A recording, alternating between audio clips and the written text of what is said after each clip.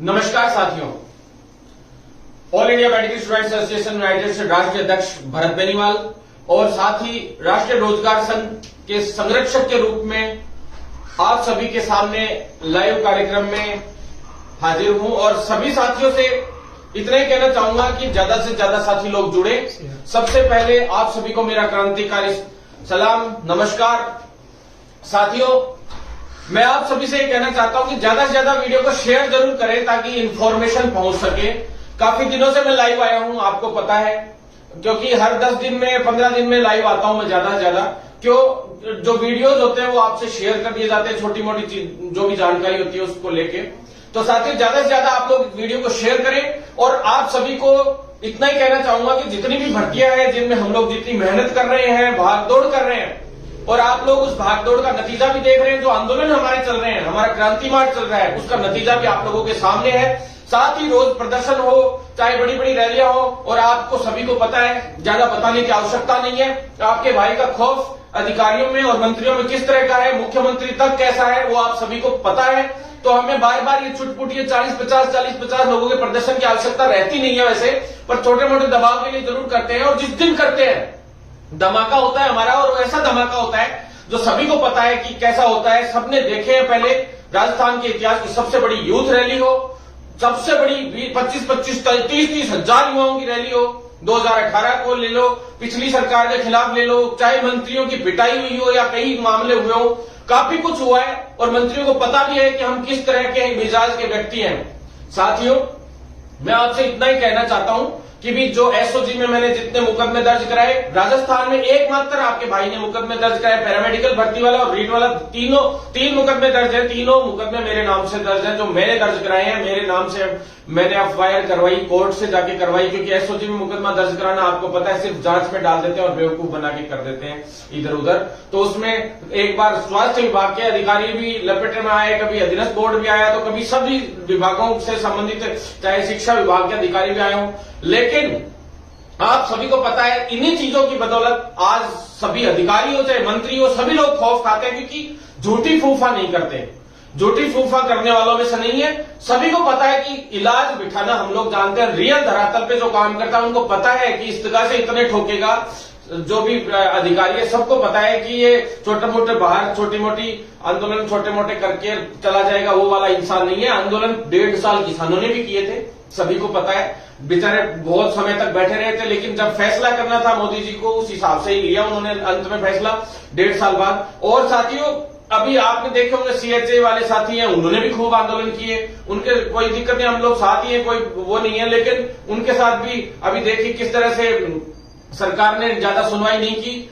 आंदोलन होते हैं, आंदोलन की रणनीति होती है, आंदोलन की रणनीति के साथ साथ आपके लीडर में इतना दम होना चाहिए कि जो बात आप लेके जा रहे हैं उस बात को वो मनवा कर लाए। और लगभग हमने जिस दिन पड़ाव डाला है, वहां पड़ाव डाला है, उस चीज से संबंधित चाहे 4 मांग लेके गए हैं तो उनमें से 2 मांगों पे 100% उसी वक्त ऑर्डर जारी करवा के उठे हैं। तो अब इस तरह के आंदोलनों की तैयारी हो चुकी है। 1 सितंबर को हो सकता है महापड़ाव डाले, उससे पहले अगर सरकार हमें पॉजिटिव इंडिकेशन दे देती है तो आप सभी को पता ही है कि भी हम लोग सोच लेंगे। उससे पहले मुख्यमंत्री जी से अभी दिल्ली मिला था मैं, आप सभी को पता है। साथ ही केंद्रीय मंत्रियों से भी मिला था, चिकित्सा मंत्री भारती प्रवीण पवार मैडम हो चाहे मनसुख मांडविया जी हो, सब दोनों से मिला था। साथ ही यहां पे भी राजस्थान में सभी अधिकारियों से मंत्रियों से लगातार मुलाकात हमारी चल रही है। और उसी केंद्रीय मंत्री जो मैडम है भारती प्रवीण पवार, उन्होंने पत्र भेजा था यहाँ पे और उन्होंने जवाब मांगा था कि जब 3531 भर्तियों के लिए हमने आपको बजट दे दिया, सारी चीजें दे रखी है, तो वो भर्ती शुरू क्यों नहीं कराई जा रही है। प्लस जो पिछली सीएचओ की भर्ती है उसके लिए उन्होंने पत्र भेजा बकायदा, और उस पत्र की बदौलत आप सभी को पता है कि तुरंत प्रभाव से डिसीजन हुआ और सीएचओ की जो भर्ती है वो राज्य सरकार में उच्च अधिकारी डॉक्टर पृथ्वी जी हैं, हेल्थ सेक्रेटरी हैं, जिनके साथ मीटिंग हुई है कल, आप सभी ने देखा होगा।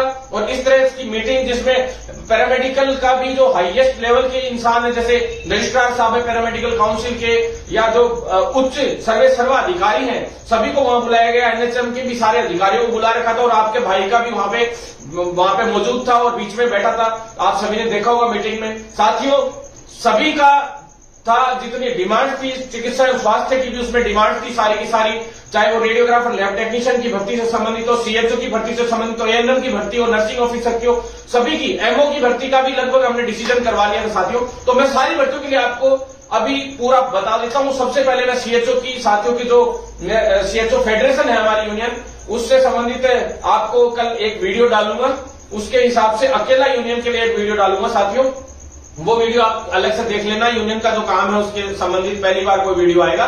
तो साथियों मैं आपको बता दूं, सीएचओ की जो पिछली भर्ती है 7810 की जो वैकेंसी थी, उस 7810 वैकेंसी में वेटिंग का सबसे पहले बता दूं, धर्मेंद्र भाई काफी संघर्ष करते रहते हैं वेटिंग के लिए। तो साथियों मैं धर्मेंद्र भाई कल भी आए थे और मिले थे, उन्होंने साथ बात भी की थी, उन्होंने कहा था कि भाई साहब मिलते हैं, अधिकारियों से हम मिले भी थे, उस विषय पे भी हमने बात रखी थी। वेटिंग जल्द ही करवाएंगे, लेकिन उससे पहले जो वेटिंग वाला एक बैच है जो चल रहा है, 623 का था वैसे टोटल मिला के, लेकिन अभी उसमें से लमसम संभावना है कि 519 के करीब साथी लोग एग्जाम देंगे अभी ब्रिज कोर्स की, बीपीसीसीएचएल की। तो उन सभी साथियों के एग्जाम का लगभग नोटिफिकेशन अभी एग्जाम के लिए नोटिफिकेशन यानी फॉर्म खुलने वाले हैं जल्दी, अभी इसी वीक में खुल जाएंगे या लास्ट सोमवार मंगलवार तक फॉर्म खुल जाएंगे साथियों। तो आपकी प्रक्रिया पूरी है और 3rd वीक तक एग्जाम है, सितंबर के 2nd वीक तक एग्जाम 20 सितंबर तक कंप्लीट कर दिया जाएगा। लेकिन वेटिंग वाली जो सूची है, इसमें से जितने लोग एब्सेंट रहेंगे यानी जो फॉर्म भरेंगे उसी के अकॉर्डिंग 2nd वेटिंग आएगी साथियों, क्योंकि इसमें 125 के करीब 105, 103 इस तरह से कुछ पोस्टें खाली रहने का उम्मीद है। साथ ही इस पोस्ट की एक सूची जारी हो जाए, मैं कैसे भी उस प्रयास में लगा हुआ हूं, क्योंकि पीडी साहब जो है एनएचएम के पीडी साहब जो है वो गौरव सैनी जी, अब नए पीडी साहब ने पदभार संभाला है, मैं 2 बार मिल लिया उनसे और उनको कल मीटिंग में भी बुलाया गया था। तो साथियों मैं आपको बता दूं कि जल्द ही उन्होंने आश्वासन दिया है कि स्पोर्ट्स की सूची, अभी उन्होंने काम संभाला है, अतिरिक्त चार्ज है, तो इस हिसाब से स्पोर्ट्स की सूची है वो भी जल्द ही जारी होगी साथियों। इसके बाद ट्रेनिंग फंड का भी इश्यू नॉर्मल सीएचओ का बता देता हूं एक बार बस फटाफट। ट्रेनिंग फंड का आज प्राइवेट का जो है आपने देख लिया होगा, प्राइवेट का फंड आना शुरू हो गया है और पहले भी आया था, 2-4 दिन पहले भी 20-20, 10-10 कॉलेज करके तुरंत फंड आना शुरू हो जाएगा। और साथियों जिनके गड़बड़ हुई हो, मान लो किसी के 10,000 ही आया, 50,000 आना था, तो वो साथी लोग मेरे पास शिकायत भेज सकते हैं, अपन लोग उनके खिलाफ कार्रवाई भी करेंगे, विश्वविद्यालय में भी शिकायत करेंगे। साथ ही जिन्होंने साइन नहीं किए थे उसके बावजूद उनका 10,000 ही आया, तो हो सकता है उनका एक बार बीच में ये भी हो कि भी कुछ का अभी तक क्लियर नहीं था तो उनके 10-10 हजार भेज दिए, बाकी के 40,000 भी उनके आ जाएंगे जहां तक मेरी उम्मीद है। और फिर भी कोई दिक्कत होगी तो हम कोर्ट में भी जाएंगे, चाहे न्यायालय में जाएंगे, सब तरीके से लड़ाई वो लड़ेंगे और फोर्जरी का केस भी के खिलाफ लगाएंगे, पोस्ट के खिलाफ। रही बात 15th कमीशन के हिसाब से 9 जिलों की सैलरी की, वो स्वायत्त शासन में भी हमने कल मिले थे अधिकारियों से, मैंने लिख के भी डाला था ट्वीट पे। साथ ही साथियों जो वित्त विभाग के नरेश ठकराल जी उनसे हम मिले थे आज वापिस, तो वापिस कल एक बार और मिल रहे हैं ताकि वो 9 जिलों का क्लियर करवा के जल्द से जल्द आप लोगों के अकाउंट में आने शुरू हो जाए पैसे। 1-2 दिन में, शायद 3-4 दिन में आप 100% सैलरी का हम करवा कर छोड़ेंगे साथियों। इसके बाद आप साथियों सबसे मुख्य रूप से आप न्यू वैकेंसीज के लिए आप आ जाइए, क्योंकि साथियों लगभग मामले हो गए। इंसेंटिव का एक मामला और बता देता हूं, इंसेंटिव साथियों 6 महीने का एक साथ आ रहा है, लगभग 90,000 के समथिंग सभी का, क्योंकि अभी इंडक्शन ट्रेनिंग्स अभी भरतपुर और बीकानेर 1-2 जिलों में तो अभी शुरू हुई है, क्योंकि इंडक्शन ट्रेनिंग के लिए यहां से पहले तैयार किए जा रहे हैं जो है एक्सपर्ट्स, फिर वो एक्सपर्ट्स जिलों से लोगों को बुला के उनको यहाँ एक्सपर्ट्स तैयार करेंगे, फिर वो लोग वहीं जिले में सभी को इंडक्शन ट्रेनिंग देने का प्लान कर रहे हैं ये लोग, जैसे सीएमएचओ लेवल पे ही। तो साथियों जल्द ही सभी सीएचओ की ज्यादातर परेशानियां खत्म होंगी, लेकिन कैडर निर्माण के लिए हमें एक बड़ी लड़ाई लड़नी होगी। उसकी लड़ाई के लिए अब स्टार्टअप करने जा रहे हैं, उससे पहले यूनियन का काम करेंगे, क्योंकि अभी छोटे मोटे मुद्दे लगभग सारे निपटने में आ गए। तो अब कैडर निर्माण और परमानेंट के लिए बड़ा आंदोलन होगा।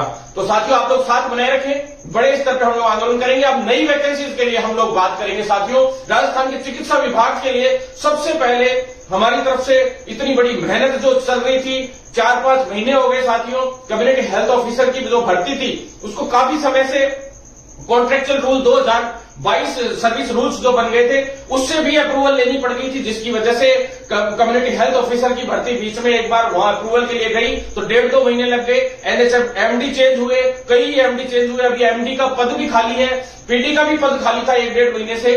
अब जाके पीडी सर आए हैं, आईएएस है गौरव सैनी जी, उन्होंने संभाला है, उसके बाद काम सुचारू रूप से अब शुरू हुआ है। साथ में हेल्थ सेक्रेटरी भी 6-7 चेंज हो गए, तो साथ ही एनएचएम एमडी भी 4-5 चेंज हो गए, तो पीडी भी 3-4 चेंज हो गए, 4-5 चेंज हो गए, और मंत्री 2 बार चेंज हो गए। तो साथियों, इस तरह के हालात में आपको पता है, उसके बावजूद मैंने सीएचओ 6 महीने में पिछली कंप्लीट करवा दी।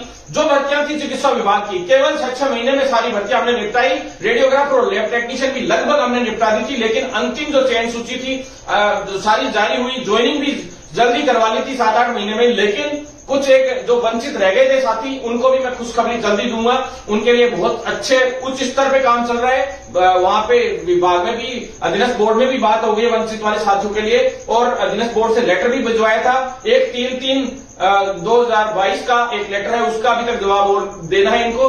तो 52 बच्चों का और आरटी में भला हो जाएगा रेडियोग्राफर में।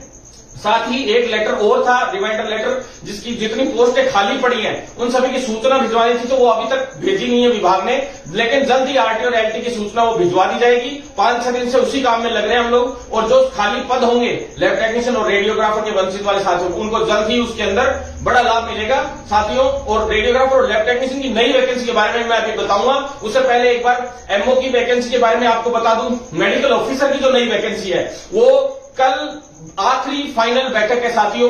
840 पदों पे वो भर्ती आ रही है, और नीरज जी जो हैं, डॉक्टर नीरज, वो इसके कन्वीनर बनाए गए हैं। चूंकि नए कन्वीनर बनाए गए हैं, पहले दूसरे जो रेगुलर संभाल रहे थे वो नहीं है, तो इस वजह से थोड़ा सा पूरा सा वो पढ़ के और तरीके से सारा काम कर रहे हैं। तो कल आखिरी फाइनल बैठक है। लगभग संभावित ये है कि परसों तक विज्ञप्ति जारी हो जानी चाहिए, मतलब 27 तक विज्ञप्ति जारी होने की पूरी संभावना है मेडिकल ऑफिसर की। और साथियों 100% है कि उसमें छोटी मोटी हो सकता है 1000 रुपए के समथिंग, उसके अंदर फीस भी कम हो, चार्ज कम हो। 5000 थी पहले, तो 4000 हो जाए। हम लोगों ने बार बार उसी की रिक्वेस्ट कर रहे हैं। और लगभग आपको मैंने बता दी थी कि सितंबर लास्ट वीक, अक्टूबर फर्स्ट वीक तक हो सकता है, अक्टूबर तक एग्जाम हो जाए उसका, और जल्दी उस भर्ती को निपटाएंगे। मेरा ध्येय यही है कि दिसंबर से पहले चिकित्सा विभाग की सारी वैकेंसीज को मैं निपटाऊं साथियों, जो वैकेंसीज है। और ये ऐसा पहला राजस्थान में ऐसा हो रहा है कि राजस्थान में अपने अलावा साथियों कोई भी भर्ती, सिर्फ लेवल फर्स्ट को छोड़ के शायद ही कोई भर्ती राजस्थान में हुई होगी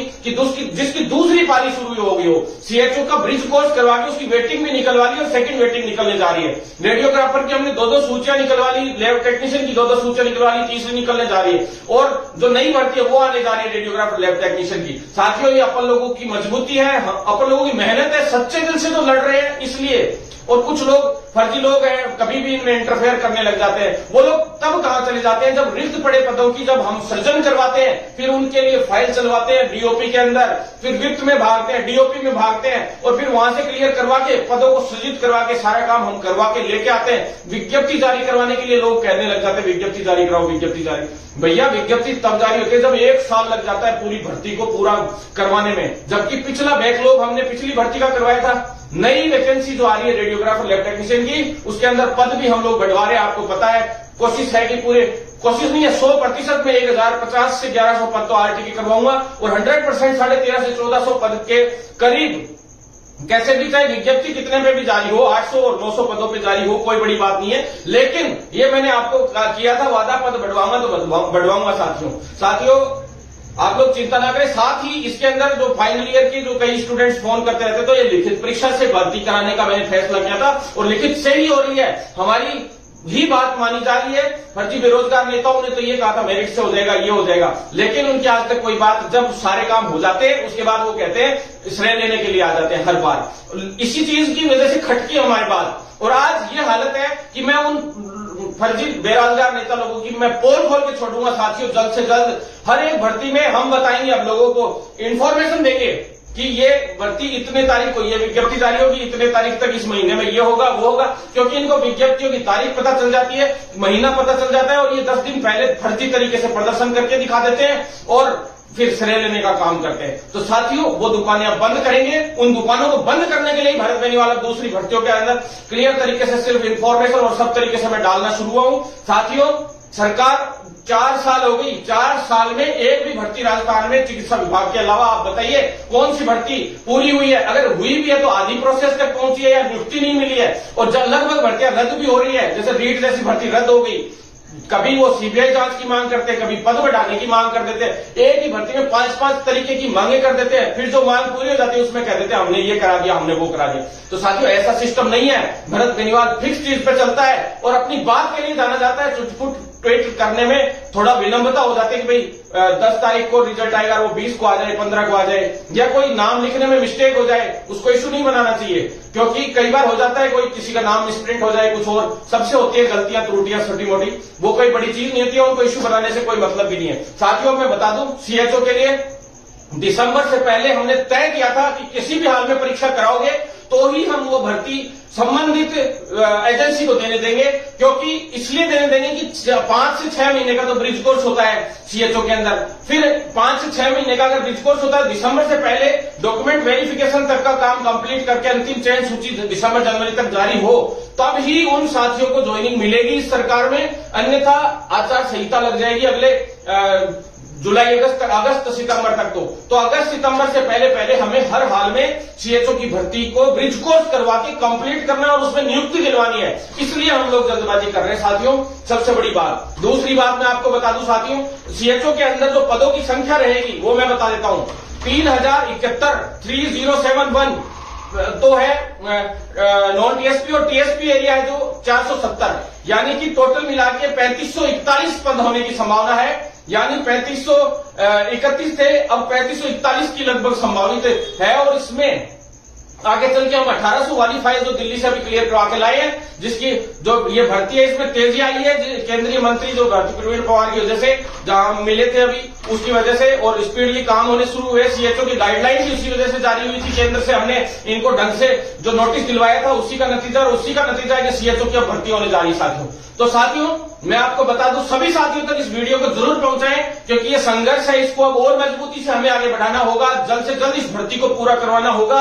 अगर आप लोग विश्वास, जब भी आपने मेरे पे विश्वास जताया है, हमने जब भी प्रहार किया है सरकार पे, आप पीछे का सोशल मीडिया अकाउंट मेरा खोल के देख सकते हैं, हमारा प्रहार इतना खतरनाक रहा है। और 144 धारा के अंदर हम लोगों ने सचिवालय के सामने प्रदर्शन किए और इतना जबरदस्त प्रदर्शन किया, जबकि मुझे प्रशासन ने गिरफ्तार भी 1-2 बार करने की कोशिश की, लेकिन किसी की हिम्मत नहीं है, मजाल नहीं है कि हमें गिरफ्तार कर ले। कैसे कर लेंगे? हम ईमानदार हैं, हम लोग साफ सभी के लोग हैं, हम प्रोफेशनलिस्ट हैं। हम जब सरकार पे और देश पे विपदा आई थी, उस वक्त हम लोगों ने कोरोना के अंदर वॉरियर के रूप में, एक सैनिक के रूप में लड़ाई लड़ी थी, और हम वही सैनिक हैं। हम लड़ना भी जानते हैं और लोगों की सेवा करना भी जानते हैं। साथियों बिल्कुल 100% हम लोग जल्द से जल्द इस सीएचओ को पूरा करवाएंगे। इसके अंदर मैं बता दूं आपको, जीएनएम, बीएससी नर्सिंग और आयुर्वेद तीनों लोगों को एलिजिबल किया गया है। आप लोग चिंता ना करें, पुराने नियमों से ही ये भर्ती करवाने का हमारा था पूरा टारगेट, और लगभग तय हो चुका है पूरी तरह से। सिर्फ सीएचओ की विज्ञप्ति जो है,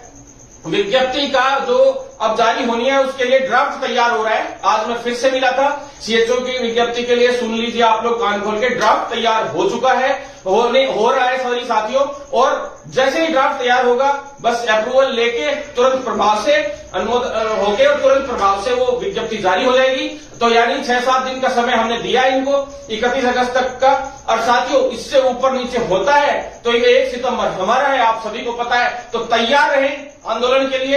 अगर कोई दिक्कत आती है तो साथियों अब हम बिल्कुल नहीं सहेंगे। और वैसे भी हमारा रोज प्रदर्शन हो रहा है, ऐसा कोई दिन नहीं है। इन दिनों में क्रांति मार्च हमारा चल रहा है, 17 जिलों में हमारा क्रांति मार्च जा चुका है। 17 जिलों में बड़ी बड़ी सभाएं हुई हमारे सभी साथियों की, जितने भी चिकित्सा विभाग के खास करके सीएचओ वाले साथी हैं जो लगे हुए थे सारे इसमें, जो पहले से लगे हुए वो लोग भी और सभी लोग। और आगे चल के जो बाकी जिले बच गए उनमें अब क्रांति मार्च आगे बढ़ेगा 1 सितंबर से। तो साथियों तैयार रहें, मजबूती से हम आगे बढ़ेंगे। बहुत ही बेहतरीन काम चल रहा है हमारे क्रांति मार्च की बदौलत, इतनी बड़ी हम सभी की, इन सभी की एकता की बदौलत, चिकित्सा विभाग की एकता की बदौलत। क्योंकि चिकित्सा विभाग जिस दिन स्ट्राइक पे आता है, राजस्थान सरकार हिल जाती है, ये नियम है। डॉक्टर्स हो चाहे सीएचओ हो चाहे सभी साथी लोग, और जिस दिन हम लोग स्ट्राइक करने की सरकार को पता है, इसीलिए हमारी मांगे मानती है सरकार। इसलिए साथियों मैं बता दूं, आप लोगों को बिल्कुल चिंतित होने की जरूरत नहीं है। पद बढ़ोतरी भी हम करवाकर इसमें रहेंगे। 1800 की एक फाइल और है, उसको भी जब तक एग्जाम होगी या उससे थोड़ा आगे तक, जब तक रिजल्ट जारी होगा उससे पहले तक हम लोग ये 1800 पद भी जुड़वा लेंगे।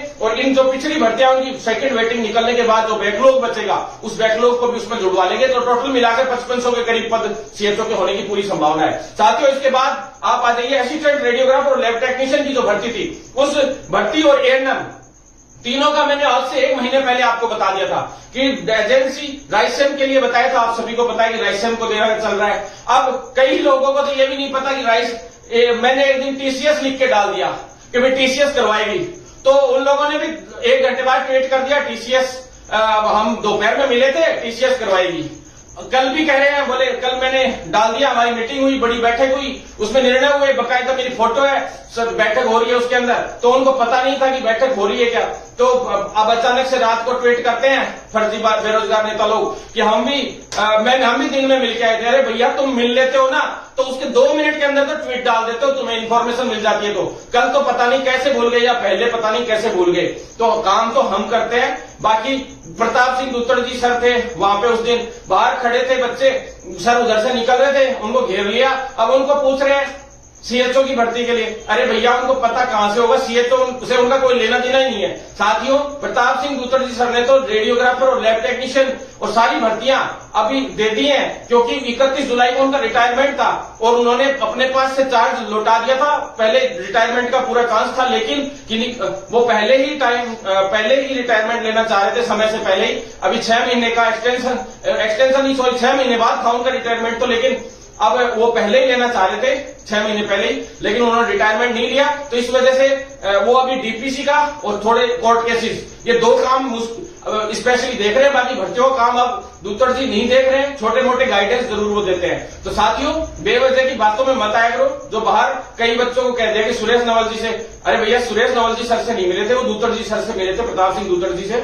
और वो कोई बात नहीं है, चलो वो उनसे कोई बात नहीं होती, बेमतलब के इश्यूज क्रिएट करते हैं। तो साथियों, मैं आपको बता दूं, तीनों भर्तियां राइसेम को दी जा रही है और राइसेम भी टीसीएस को देगी। मैं बता दूं आपको, राइसेम लगभग टीसीएस से करवाती है सारी भर्तियां।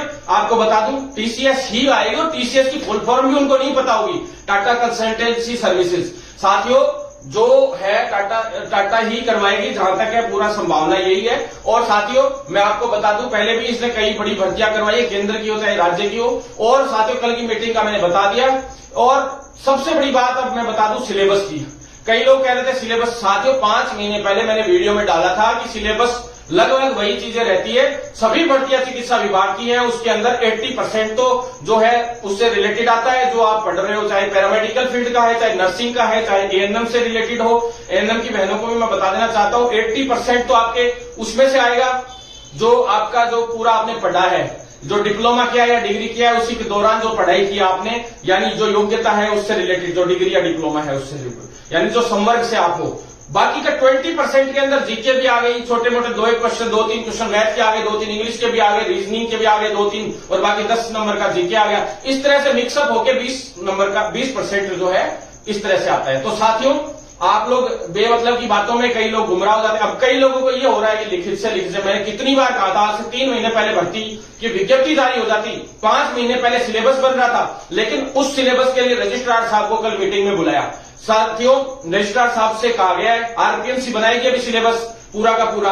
आप सभी को बोलता, उसी दौरान मैंने सिलेबस के दौरान जो फार्मेसी काउंसिल के अंदर जो एग्जिट टेस्ट शुरू करवाया, एग्जिट एग्जाम रजिस्ट्रेशन के लिए, फर्जी रजिस्ट्रेशनों को रोकने के लिए भी रजिस्ट्रेशन हो, बाहर से कोई रजिस्ट्रेशन कराने आता है तो उसकी पहले परीक्षा होगी काउंसिल के अंदर, उसी तरह से आरपीएमसी के अंदर भी अब एग्जाम रखी जाएगी और जो एग्जाम पास होगा उसी का रजिस्ट्रेशन होगा। तो इससे क्या है, फर्जी लोग ऑटोमेटिक रुक जाएंगे और आप लोगों को चिंता करने की जरूरत नहीं है। साथियों, जल्द से जल्द भर्ती आ रही है और कई फाइनल ईयर के साथी लोग भी मेरे को फोन करते रहते हैं कि हमारे तो एग्जाम अभी लेट है थोड़ी सी, हमारा नंबर। साथियों, जब तक आप लोगों के एग्जाम रिजल्ट जो आता है इस भर्ती का परिणाम जो घोषित होगा उस परीक्षा का, तब तक अगर आपकी फाइनल ईयर हो जाती है और रजिस्ट्रेशन हो जाता है, तब तक आप लोगों के लिए सही रहेगा कि भाई आप लोग इसमें एलिजिबल रह सकते हैं। तो साथियों, लगभग मान लीजिए कि दिसंबर से पहले, लेकिन लगभग दिसंबर में इसका पेपर होगा और जनवरी फरवरी के अंदर हर हाल में लगभग नवंबर दिसंबर में एग्जाम होगा और जनवरी फरवरी में परिणाम घोषित हो जाएगा। प्रयास चल रहा था कि ऑनलाइन हो, लेकिन ऑनलाइन वाला बैठने में भी दिक्कत आ रही है। हम प्रयास कर रहे हैं कि ऑनलाइन एग्जाम हो इसके अंदर, जिससे पेपर और ये सब चीजें आउट होने का नहीं रहे झंझट और सारी चीजें तरीके से हो। साथियों, पद बढ़ोतरी की मैंने बताई थी कि इसमें फाइल हम लोग पद बढ़वा रहे हैं। और साथियों, उसके बाद मैं आपको बता दूं, जो नर्सिंग ऑफिसर और फार्मासिस्ट की, साथियों दोनों भर्तियां एमएनआईटी को दी गई थी। दोनों भर्तियों में दोनों भर्तियां एमएनआईटी को दी गई थी। आज से 3 महीने पहले फाइल भेज दी गई थी, लेकिन हमारा विरोध और आंदोलन इतना मजबूत था उस वक्त, लगातार क्रांति मार्च चल रहा था, सारी चीजें थी, तो लिखित परीक्षा पे हम लोग अड़े हुए थे। लिखित परीक्षा के लिए एक आदेश भी जारी हुआ डीओपी से, आपने देखा होगा, एक संशोधन होकर आया था। फिर दोबारा से हम लोगों ने प्रयास किया कि भी इसको जो भर्तियां हैं इनमें नर्सिंग ऑफिसर का लगभग अधिकारियों ने कह दिया था। सीएमओ में मेरी आरती डोगरा मैडम से आपने देखी थी पहले कि आरती डोगरा मैडम से मिला था, मैं कुलदीप राका जी से मिला था, ललित जी से मिला था, और जो चिकित्सा मंत्री थे इनसे भी लगातार मिल रहे हैं। तो साथियों जो उच्च अधिकारी हैं इसके, उनसे भी हम लोग मिल रहे हैं। तो साथियों इस दौरान लिखित परीक्षा लगभग तय हो गया था, लेकिन अभी भी इसमें बार बार इसमें वही रोड़े आ रहे हैं, कभी लिखित परीक्षा से, कभी मेरिट से, कभी लिखित परीक्षा से। तो एमएनआईटी ने एमएनआईटी ने मेरिट से लेने से इनकार कर दिया था अभी, और वापिस एमएनआईटी के पास अभी भेजी गई थी फाइल थोड़े दिन पहले। अब वापिस वही चल रहा है, रोक टोक पड़ी है। लेकिन नर्सिंग ऑफिसर के अंदर मैं आपको बता दूं, हम लोग कोशिश कर रहे थे पद बढ़ोतरी की, क्योंकि 1250 ऊंट के मुंह में जीरे के बराबर थी। तो 1250 में 1350 और नई वैकेंसीज अभी जुड़ने जा रही है। राजमेश यानी कि जो मेडिकल कॉलेजेस है, मेडिकल कॉलेज में 1350 पदों की एक फाइल और आई है साथियों। लेकिन वो 1350 की नहीं थी, 1968 के करीब पदों की थी, 2000 के समथिंग मान लीजिए आप। लेकिन उसमें से अप्रूवल सिर्फ 1350 को ही मिली है लगभग, और बढ़ जाते हैं तो अब कोई बड़ी बात नहीं है। लेकिन 1350 और 1250 यानी कि लगभग आप मान लीजिए कि ये 2500 से 2600 के समथिंग पद लगभग होने की संभावना है, और भी पद इसमें बढ़ सकते हैं साथियों। आपको मैं बता दूं, इसके बाद जो है जो एग्रीमेंट की बात थी रेडियोग्राफर और लैब टेक्नीशियन में, एक चीज मैं बतानी भूल गया था साथियों, जो एग्रीमेंट की बात थी वो फाइनल एग्रीमेंट अभी जो है बिल्कुल एमओयू लगभग तय हो चुका है पूरी तरह से साथियों। एग्रीमेंट भी लगभग कल फाइनल अप्रूवल सा ही दे दिया है। कई लोगों को ये गुमराह किया जा रहा था कि वित्त विभाग में फाइल अटक गई, 2500 रुपए एक जने की फॉर्म फीस। बात ये थी कि फॉर्म कि कल हमसे पूछा गया था तो हमने बताया था कि फॉर्म बढ़ेंगे, संख्या इतनी कम नहीं रहेगी जितनी आप सोच रहे हो, क्योंकि उन्होंने ये सोच रहा है कि हो सकता है पोस्ट खाली जाए, तो ऐसे में कहीं फॉर्म फीस इनसे ज्यादा ले या क्या करें किस हिसाब से। क्योंकि मैंने कहा कि आप जितनी सोच रहे हो इससे तिगुनी संख्या 100% आएगी, तो फॉर्म फीस आप 600, 700, 500 जो भी रखते हैं तो भी काम हो जाएगा, लगभग एजेंसी करवाने में सक्षम रह जाएगी। क्योंकि एजेंसी का चार्ज होता है वो एक साथ में ज्यादा संख्या में अगर बल्क में लोग होते हैं तो वो चार्ज कम पड़ता है पर स्टूडेंट के हिसाब से। तो साथियों आप लोग चिंता ना करें, पैरामेडिकल काउंसिल में भी साथ ही रजिस्ट्रेशन की प्रक्रिया का मैंने आपको बता ही दिया कि एग्जाम से करवाने का हमारी कवायद जारी है, और जैसे आरएनसी में अभी ऑनलाइन भी करवा दी है सारा का सारा रिजल्ट वगैरह सारी चीजें, उसी तरीके से सभी चीजों में सुधार करने का हम प्रयास कर रहे हैं। तो ये नर्सिंग ऑफिसर और जो है फार्मासिस्ट की जो भर्ती है, फार्मासिस्ट की भर्ती में समस्या है कि भी एक बार की मेरिट और फिर लिखित परीक्षा से ये नियम है। तो साथियों ये तो कंफर्म है कि फार्मासिस्ट भर्ती ये प्रयास कर रहे हैं मेरिट से ही निकले, क्योंकि पूरा जोर लगा रखा है, और 3 महीने से इसीलिए अटकी पड़ी है। 3 महीने से क्या, बीच में 3 साल देखिए 2018 में मैंने इस भर्ती को छोड़ दिया था कि मुझे विश्वास था कि लिखित परीक्षा से, और विज्ञप्ति फिर कोविड आ गया 2 साल, तो उस दौरान ये कई ज्यादातर साथी लोग फर्जी बेरोजगार नेताओं के संपर्क में आ गए। उन्होंने जो आप लोगों के साथ किया वो आपके सामने है ही, मेरिट से अब कोई साथ देने वाला नहीं है। तो साथियों अब भाई आपका विपरीत परिस्थितियों में हमेशा तैयार खड़ा रहता है, और अब मैं तैयार भी खड़ा हूं। फार्मासिस्ट भर्ती को मैं चाहता हूं लिखित परीक्षा से हर हाल में करवा के सांस लूं, क्योंकि बोनस अंक जब संविदा वाले साथियों के लिए हम कर रहे हैं यार, 1 साल के 10 अंक बोनस दे रहे हैं, 2 साल के 20, 3 साल के 30, साथियों का इतना भी कॉन्फिडेंस आपका लेवल डाउन हो गया है कि आप थोड़े से नंबर भी नहीं ला पाओगे साथियों। फिर आप नर्सेज और फार्मासिस्ट बनने के योग्य ही नहीं हो अगर आप लोग थोड़े से भी नंबर 40-40 नंबर भी नहीं ला सकते हो। तो यार ये तो बड़ा दुर्भाग्य है, बड़ा दुर्भाग्य है। फिर तो नर्सिंग या फार्मासिस्ट होना ही गलत बात है। कई लोग कहते हैं मेरिट से, अरे भैया सबको मौका मिल जाएगा। कई नए बेरोजगार युवाओं को, जो बेरोजगार तो खैर मेडिकल फील्ड में कोई है ही नहीं, पर जो प्रशिक्षण ले चुका वो कहीं ना कहीं कुछ ना कुछ कमा के खा लेगा साथियों।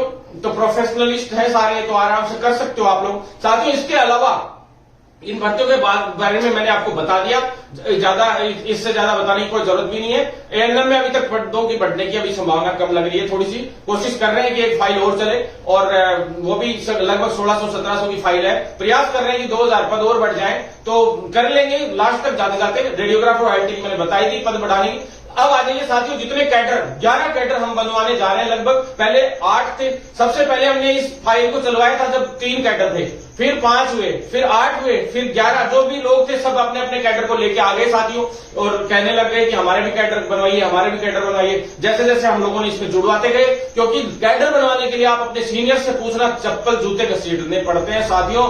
बिल्कुल चप्पल जूते भी खत्म हो जाते हैं, लेकिन ये कैडर नहीं बन पाते हैं। तो कैडर निर्माण का कार्य बहुत स्पीडली करवाया। ओटी हो, बीपीटी हो, चाहे ईसीजी का भी कैडर अभी तक पूरी तरह से निर्मित नहीं था देखा जाए तो। हालांकि वैकेंसियां हो रही थी, ईसीजी टेक्नीशियन वाले साथियों के लिए भी फाइल चली है, लेकिन साथी लोग ज्यादा वो रहते हैं कि जल्दी हो जाए, वो हो जाए, ये हो जाए। तो साथियों, आप लोगों को लोग भ्रमित ही करते आए हैं, बाकी आप लोगों के लिए काम करते हुए कोई नहीं आया। मेरा दिल टूट गया था एक बार तो कि मैं सारी चीजों को, इनको पैरामेडिकल के कोर्सेज को छोड़ ही दूं, क्योंकि बहुत सारे लोगों ने इतना नेगेटिव ये माहौल क्रिएट कर दिया। लेकिन मेरा मेडिकल फील्ड है, मेरा प्रोफेशन है, तो मुझे मेरा फर्ज बनता है कि मैं उनके लिए लड़ूं। उनको गुमराह करने वाले लोग बहुत है, तो उनको बचाना भी मेरा कर्तव्य है। साथियों, कैथलेब हो, चाहे डायलिसिस वाले हो, चाहे नेत्र सहायक वाले हो, सभी के लिए हम लोग लग रहे हैं। कैडर निर्माण के साथ साथ उनके अतिरिक्त पदों की संख्या भी, क्योंकि मेडिकल कॉलेजेस बहुत सारे खुले हैं। सभी मेडिकल कॉलेजेस में 430 बेड के हॉस्पिटल भी हो गए हैं। सभी 430 बेड के हॉस्पिटल्स की वजह से ये सभी कैडर्स की भर्तियां भी की जाएंगी। साथ में जो नर्सेज है उनकी भी होगी, चाहे हॉस्पिटल में फार्मासिस्ट की भी होगी, सभी की भर्तियां होंगी। साथियों, डॉक्टर्स की भी भर्तियां होंगी इतने मेडिकल कॉलेज में, क्योंकि उसमें स्टाफिंग पैटर्न भी इनको रखना पड़ता है, और पर पेशेंट के हिसाब से रेशियो होता है। 2 पेशेंट पे कितने नर्सेज होने चाहिए, कितने डॉक्टर होने चाहिए, 5, वो सारा रेशियो होता है। उस रेशियो के हिसाब से तो नहीं लेते हैं ये लोग, क्योंकि इनके पास इतना बजट नहीं रहता है सरकार के पास। तो उस रेशियो की आधी पड़ती भी है, पालना करते हैं, तो भी काफी वैकेंसीज हम लोगों के पास हो जाएंगे। सबसे बड़ी जीत तो हमारी यही थी कि पूरे भारत लेवल पे हम लोग जब 2016-17 में आंदोलन किया था, तो मेडिकल कॉलेजेस का आगाज हुआ, और मेडिकल कॉलेजेस हमारे राजस्थान को 27 मेडिकल कॉलेजेस मिले। ये बड़ा आंदोलन हमारा सफल रहा था उस वक्त, और उसी की बदौलत आज इतनी वैकेंसीज आ रही है। और जल्द ही एक मेडिकल कॉलेज के लिए 430 बेड का हॉस्पिटल चाहिए, तो उसके हिसाब से खूब वैकेंसीज आने की संभावना है साथियों।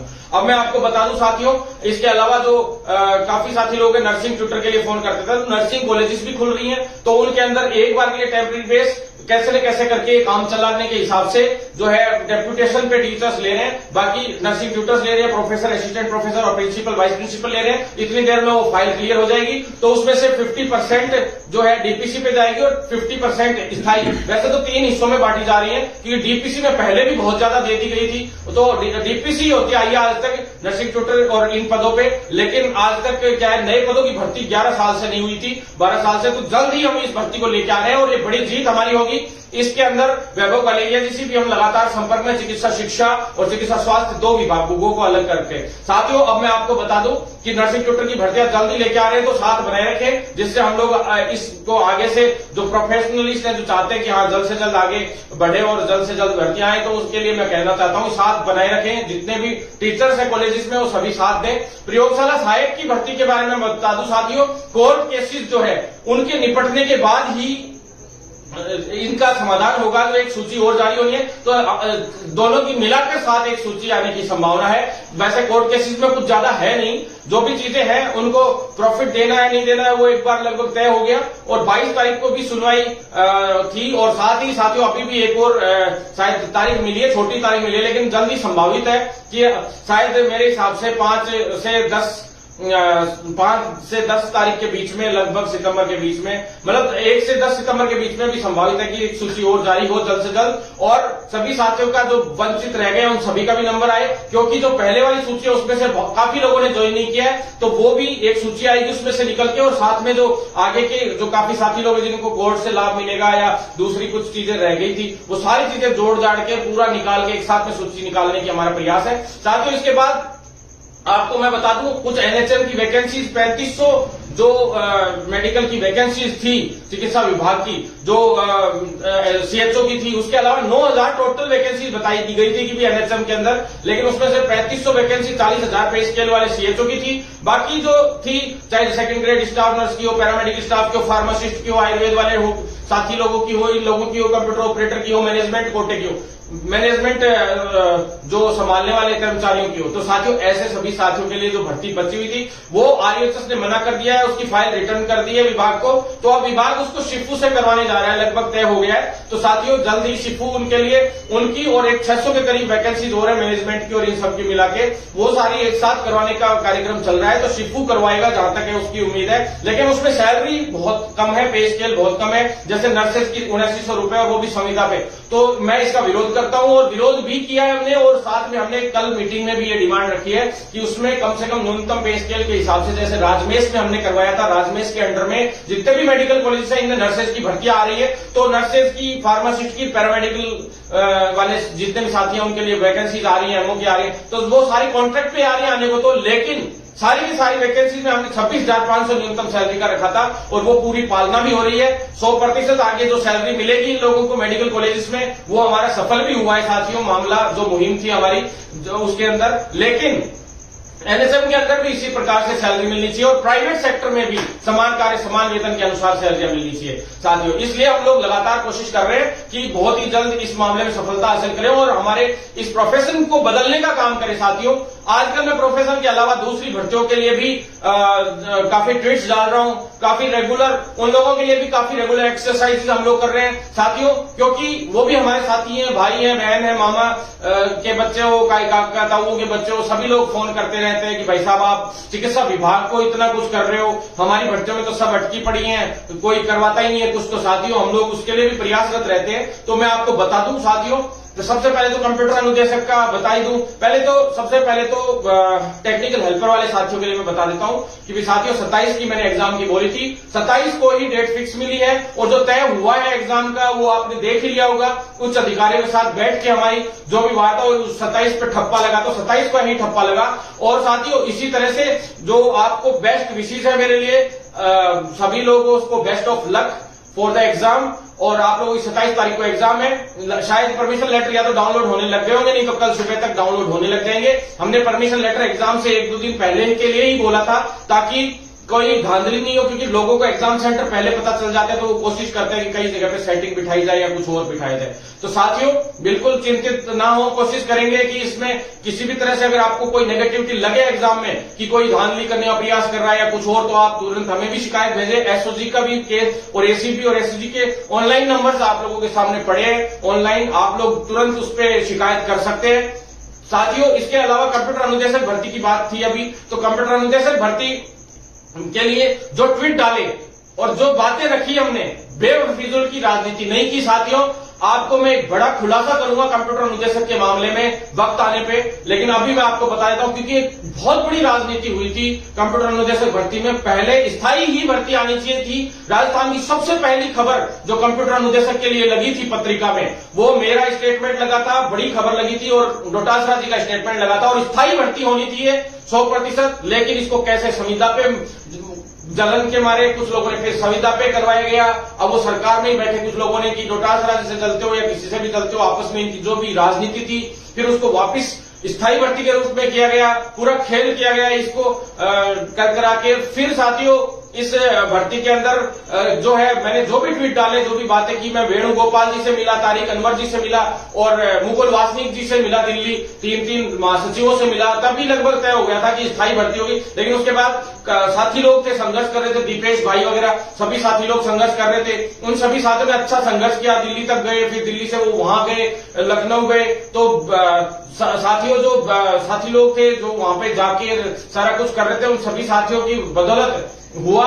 साथ ही हमारे भी सभी का संघर्ष था मिला जुला के साथियों लगभग। तो इसको स्थायी किया गया। स्थायी के बाद साथियों जो कुछ लोगों ने खुद ही राजनीतिक इसमें हवाई फैला के खुद को चमकाने की प्रयास किया साथियों, और वो किन के द्वारा भेजे गए, क्या भेजे गए थे, किस तरीके से थे वो जो साथी लोग रियल में संघर्ष करने गए थे उनके साथ जाके उन्होंने भी अपना नाम चमकाने का प्रयास किया साथियों। लेकिन रियल में यही था कि भी जो इस धरातल पे काम करने वाले लोग थे, दीपेश भाई, ये लोग सभी साथी लोग, जो पूरा ग्रुप था इन लोगों का, वो साथी लोगों को मैं शुभकामना देता हूं कि उनकी वजह से आज कंप्यूटर अनुदेशक भर्ती स्थायी रूप में इतनी मजबूती से आगे बढ़ी साथियों। उस भर्ती में जो भी मैंने आज तक जो बातें कही वो बातें लगभग सत्य निकली। मेरे को बेमतलब की राजनीति और फूंफा करनी तो आती नहीं है। जिस दिन आंदोलन करता हूं पूरी सरकार को फाड़ के रख देता हूं, और जिस दिन ऐसी तैसी करके रख देता हूं, फाड़ के रख देता हूं। जिस दिन करता हूं सीएम हाउस पे करता हूं, आपको पता है छोटी मोटी जगह पे नहीं होता, अपना सचिवालय या सीएम हाउस, सीधा अटैक खतरनाक जगह पे। हमारा ये नहीं रहता है किसी की राजनीतिक कार्यालय घेरेंगे, किसी की पार्टियों में घेरेंगे, घेर लेते हैं, लेकिन वक्त आने पे और सही जगह पे, और ये नहीं देखते कि किसी भी युवा के मुकदमे नहीं लगने देते, हम किसी को परेशान नहीं होने देते। साथियों, आप लोग इसी तरह से साथ बनाए रखेंगे तो 100% जल्द ही ये भर्ती भी पूरी होगी कंप्यूटर अनुदेशक, और साथ में इसमें ज्वाइनिंग भी मिलेगी। मुझे नहीं पता साथी लोग जो कंप्यूटर अनुदेशक वाले हैं या जो भी साथी लोग हैं, कुछ एक दो लोग बोलते रहते हैं कि ये वो, तो साथियों मैं भी आपके लिए काम ही कर रहा हूं। मुझे सिर्फ जो फर्जी राजनीति है उससे बिल्कुल 1% भी पसंद नहीं है, जो फर्जी लोग राजनीति करते हैं उनके। मैं साथियों आपसे इतना ही कहना चाहता हूं कि आप लोग साथ नहीं रखेंगे तो 100% आप लोगों का जल्दी काम होगा। साथियों, वीडियो वाले साथी है उनको मैं बता दूं, सभी साथियों का जो दस्तावेज सत्यापन का काम है वो जल्द ही शुरू होने वाला है। साथियों, विभाग जो है, पंचायत राज विभाग है, वहां से जो एक्सपर्ट कमेटी है, वो कमेटी की जो है अभी बैठक है एक दो दिन में, और वो तय लगभग हो चुका है। जो आपका जो शेड्यूल है वो भी तैयार हो चुका है। अगले वीक या लगभग 7-8 दिन के अंदर अंदर, हर हाल में हो सकता है 2 दिन में ही हो जाए, पर जल्द ही आप लोगों का वीडियो वाले साथियों का जो दस्तावेज सत्यापन शुरू होने वाला है। और आप लोग तैयारी रखें, अपने दस्तावेजों को तैयार रखें, पूरे डॉक्यूमेंट्स कंप्लीट रखें। साथियों इसके अलावा फायरमैन वाले साथी हैं, उनके लिए अब मैं आखिरी चीज बता दूं, जितने भी साथी हैं फायरमैन वाले साथियों, इसके साथ फर्स्ट ग्रेड और सेकंड ग्रेड की भी मैं आपको एक सूचना दूंगा साथियों। इसलिए आप लोगों से मैं कहना चाहता हूं कि फायरमैन वाले और एएफओ के साथी हैं, असिस्टेंट फायरमैन ऑफिसर जो है, उन सभी साथियों के लिए मैं एक बात कहना चाहूंगा साथियों। कल मुझसे एक ट्वीट में पहली बार गलती हुई, उस गलती की बदौलत कविता चौधरी और सुनीता चौधरी वर्ड का मिसप्लेस हुआ मुझसे साथियों।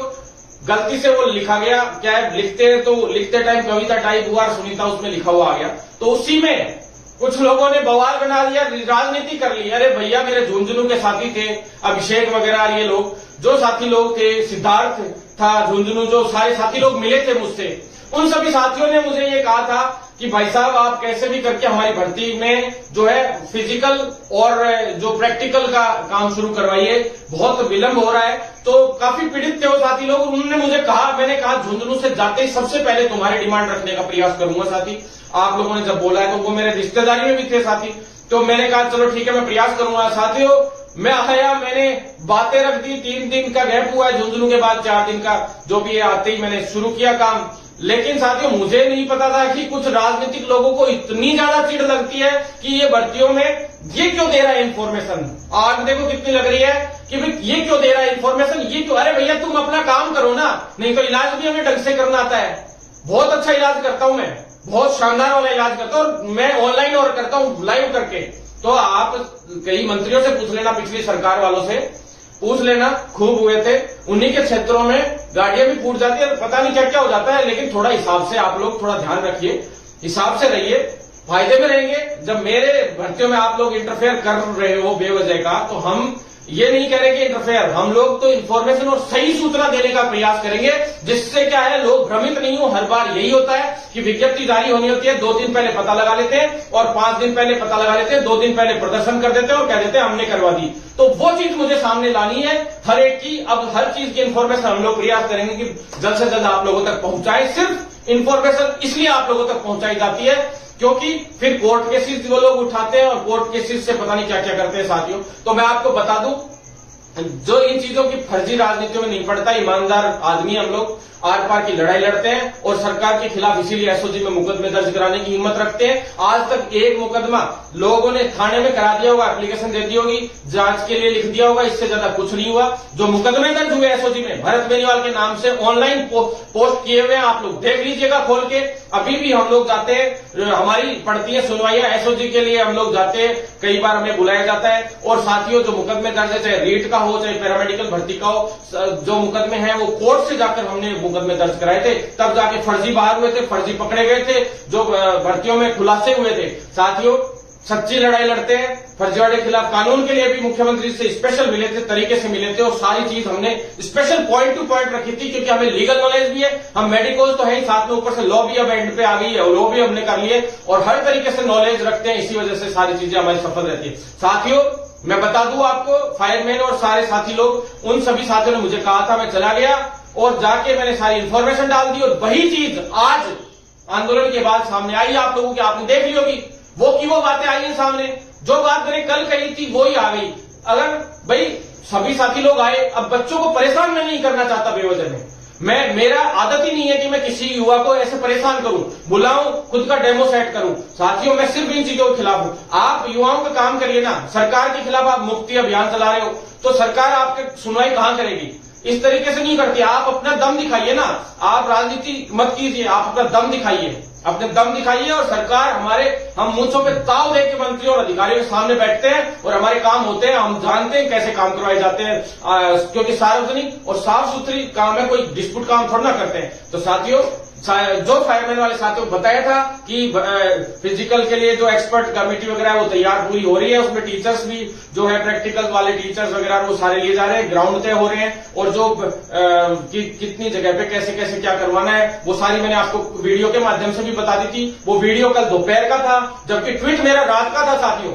वो ट्वीट रात को था। अगर मुझे कविता चौधरी और सुनीता चौधरी की अगर मिस्टेक होती जो बोलने में, तो साथियों कल दिन में मैंने वीडियो बोल रखा है। उस वीडियो के अंदर कविता चौधरी बोला था, न कि सुनीता चौधरी। तो साथियों, ज्यादा से ज्यादा आप लोग शेयर जरूर करें वीडियो को, ताकि हर एक साथी तक सच्चाई पहुंच सके, ईमानदारी पहुंच चुके। और साथियों, 100% हम लोग आपको कह रहे हैं कि जब हर तरीके से आप लोगों के लिए इसी तरह से लड़ते रहेंगे। और सत्यमेव जयते वर्ड यूज तो बहुत करते हैं लोग, लेकिन इसको पालना करवाना नहीं जानते, इसको इंप्लीमेंट करना नहीं जानते। तो हम आपको कहना चाहते हैं कि साथियों, रियल में लड़ेंगे और जीतेंगे। सत्यमेव जयते, इनकलाब जिंदाबाद के साथ ज्यादा से ज्यादा शेयर करें। और साथियों, अब आखिरी फर्स्ट ग्रेड की मैं आपको बता दूं, सेकंड ग्रेड और फर्स्ट ग्रेड वाले साथी, काफी साथी लोग जो जुड़े हुए रहते हैं, उनसे भी कहना चाहता हूं कि शेयर जरूर करें। अब स्पेशल इंफॉर्मेशन, आखिरी इंफॉर्मेशन आप लोगों के लिए कि फॉर्म खुलेंगे नहीं खुलेंगे, ये संशय काफी समय से चल रहा है, जिसकी वजह से कई लोगों को ये हो रखा है कि भी एग्जाम पोस्टपोन होगी नहीं होगी। लोग क्या है, ट्वीट डाल के उल्टी सीधी बातें, एक दो लोगों की, जो नेताजी लोगों की आदत रहती है कि हाँ कुछ भी लिख देते, तो उनका क्या है, पूरे दिन काम ही विरोध का है, खुद का काम करने का तो है नहीं कुछ। तो साथियों, मैं आपको बता दूं कि भाई डीओपी के अंदर कल भी बैठक हुई थी और बैठक अभी वापस भी है। साथियों, मैं आपको बता दूं, जो 2 साल का जो आयु के हिसाब से बढ़ाया गया है सीएम के साहब के द्वारा, तो सुन लो साथियों, मैं आपको क्लियर कहना चाहता हूं, अगर कुछ एक भर्तियां जिनकी अभी 1 महीने में एग्जाम्स हैं, उन भर्तियों की तो मैं नहीं कहता, लेकिन कुछ ऐसी वैकेंसीज हैं जिनके अंदर अभी लेट है, विलंब से हैं, उन भर्तियों के अंदर जो 2 साल वाला जो मामला आ रहा है, पहले ईडब्ल्यूएस का हुआ था, वो फॉर्म रीओपन करने की चांसेस बढ़ चुके हैं। जो उच्च अधिकारी थे आरपीएससी के, उनसे हम लोग मिले थे, उन अधिकारी ने कहा था कि भी ये जब किया ही गया है, अभी तो 100% लग ही रहा है कि ये इंप्लीमेंट होगा, ऐसा उन्होंने कहा था, पूरा ही चांस है। लेकिन जो एग्जाम डेट है वो पोस्टपोन्ड नहीं हो, उसके लिए अधिकारी भी चाहते हैं कि डेट पोस्टपोन नहीं हो। आरपीएससी की कल भी एक एग्जाम डेट पोस्टपोन हो गई, आप सभी को पता होगा। लेकिन हम ये चाहते हैं कि अगर वो करवाएं भी, इस तरह के नियम लागू भी करें, तो उसके अंदर एग्जाम डेट पोस्टपोन नहीं होनी चाहिए, ताकि जो साथी लोग तैयारी कर रहे हैं उन सभी साथियों के दिक्कत नहीं आए। और अगर हो भी तो 10-5 दिन की, 15-20 दिन की तो बात नहीं होती, लेकिन फॉर्म ऑनलाइन ओपन होने के पूरे चांसेस है फर्स्ट सेकंड ग्रेड में। साथियों, मैं ये नहीं कह रहा, 100% नहीं कह रहा, लेकिन जो सूचना मेरे को सूत्रों से मिली, जो अधिकारियों से मिली, डीओपी से मिली, मैं उन सभी सूचनाओं को आपसे शेयर कर रहा हूं। साथियों, ऐसी कोई बात नहीं थी, मुझे कोई मजा नहीं आता किसी भी चीज में। अब हम तो प्रयास यही कर रहे हैं कि 2 दिन 3 दिन के लिए खुले, अगर खुले भी तो फॉर्म, और फॉर्म खुल के तुरंत फटाफट इसमें कार्रवाई हो जाए, और जो बाद में जिनके फॉर्म भरे जाए उनका एग्जाम सेंटर एक जगह पे रख के और इस तरीके से अलग से पूरा सिस्टम करवा करू के एक साथ में सम्मिलित रूप से हो जाए तो भी बेस्ट है। और हम तो ये सरकार से चाहते हैं कि जल्द से जल्द भर्ती पूरी करा दो आप कैसे भी करके, क्योंकि ईडब्ल्यूएस के चक्कर में जैसे ही आपने गड़बड़ हुई थी पिछली बार, वो भर्तियों में विलंबता हुई थी, कितनी दिक्कतें आई थी,